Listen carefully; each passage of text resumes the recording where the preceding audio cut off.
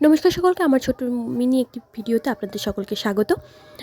আজকে আমি আইবুড়ো ভাত খাওয়ার আমার যে পালা সেটা আমি এক এক করে দেখাবো। আজকে আমি ৩ জায়গায় আইবুড়ো ভাত খেয়েছি। প্রথমত বুনুর বাড়িতে, মানে আমার ছোট বোন, তার বাড়িতে তার শাশুড়ি মা আর সে মিলে আমাকে দিয়েছিল আইবুড়ো ভাত আজকে।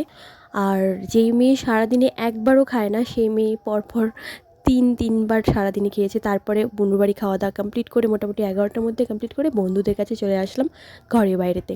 ওরা এত সুন্দর আয়োজন করেছিল, কি বলবো, মানে বলার ভাষা নেই। আমাদের দুজনকে একসাথে দিয়েছিল, আমি আর আমার ওনাকে দুজনকে একসাথে আইবুড়ো ভাত দিয়েছিল। তো মানে খুব মস্তি করে, খুব আনন্দ করে, বন্ধুরা অনেকে একই ঠাট্টা করেছিল।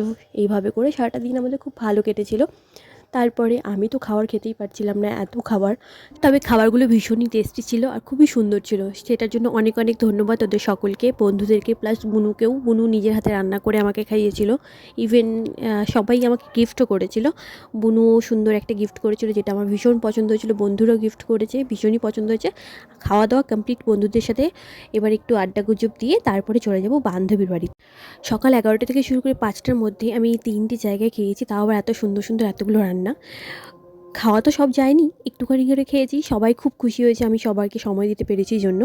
সেটার জন্য সবাই আমাকে অনেক ভালোবাসাও দিয়েছে। এই ভিডিওটা এই পর্যন্তই। আমার যদি এই ভিডিওটা ভালো লাগে তাহলে চ্যানেলটিকে সাবস্ক্রাইব করে দিও, লাইক করে দিও। থ্যাংক